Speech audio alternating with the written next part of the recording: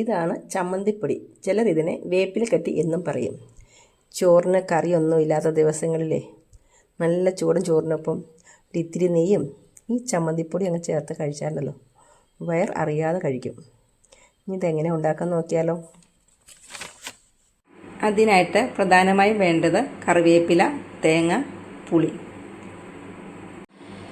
ഇത് നമ്മുടെ മുറ്റത്ത് നിന്ന് പറിച്ച നല്ല ഫ്രഷ് ആയിട്ടുള്ള കറിവേപ്പിലയാണ്. കഴുകിയെടുത്ത് വെച്ചിട്ടുണ്ട്. ഇതിൻ്റെ നാര് കളഞ്ഞ് സെപ്പറേറ്റ് ചെയ്ത് വെക്കാം. ഇത് തേങ്ങ പൊട്ടിച്ച് ചിരണ്ടിയെടുക്കണം. ചമ്മന്തിപ്പൊടി തയ്യാറാക്കാനായിട്ട് ആവശ്യമായ സാധനങ്ങളൊക്കെ കൂടി നമുക്കിതിലേക്ക് മിക്സ് ചെയ്യാം. തേങ്ങ, കറിവേപ്പില,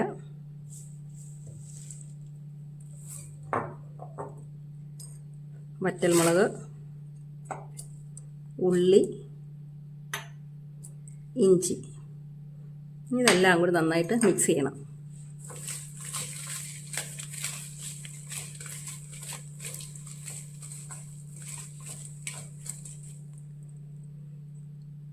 ഇനി ഇത് വറുത്തെടുക്കണം. ചൂടായ ചട്ടിയിലേക്ക് വെളിച്ചെണ്ണ ചേർത്ത് കൊടുക്കാം. 2 ടേബിൾ സ്പൂൺ. എണ്ണ ചൂടായി കഴിയുമ്പോൾ മിക്സ് ചെയ്ത് വെച്ച കറിവേപ്പിലയും തേങ്ങ ഇതിനകത്തേക്ക് ചേർത്ത് കൊടുക്കാം.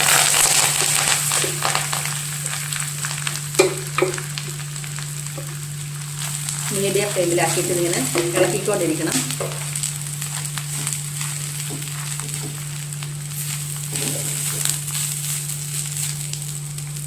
നന്നായിട്ട് ചോക്കുന്നതോടെ വരെ തുടരെ ഇങ്ങനെ ഇളക്കിക്കൊണ്ടിരിക്കണം. അടിയിൽ കരിഞ്ഞു പിടിക്കാൻ പാടില്ല.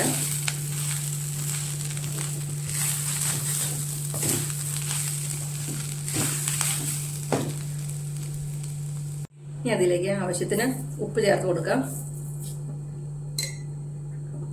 പുളി ചേർത്ത് കൊടുക്കാം. ഒന്നുകൂടെ നന്നായിട്ട് ഇളക്കി കൊടുക്കുക.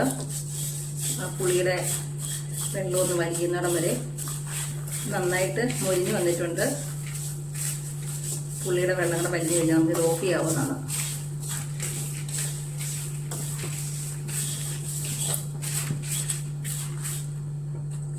തിരികരുന്ന സൗണ്ട് വരുന്നതാണ് ഇതിന് പാകമായിട്ട് വരുന്നത്.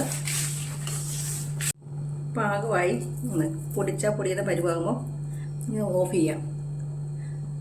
തണുത്ത് കഴിയുമ്പോൾ ഇനി ഇത് പൊടിച്ചെടുക്കണം. മസാല ഇവിടെ നന്നായിട്ട് തണുത്തിട്ടുണ്ടെങ്കിൽ നമുക്ക് മിക്സിയുടെ ജാറിലേക്ക് മാറ്റാം.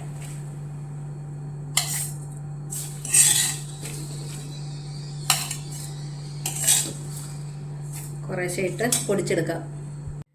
ചമ്മന്തിപ്പൊടി ഇവിടെ റെഡി ആയിട്ടുണ്ട്. എരിവും പുളിയും ഉപ്പും ഒക്കെ പാകത്തിന് വന്നിട്ടുണ്ട്.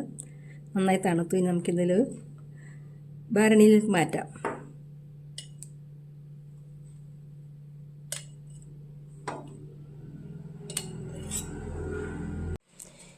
ഈ ചമ്മന്തിപ്പൊടി ഹോസ്റ്റലിലുള്ള കുട്ടികൾക്കൊക്കെ ഉണ്ടാക്കി കൊടുത്തുവിടാൻ വളരെ നല്ലതാണ്.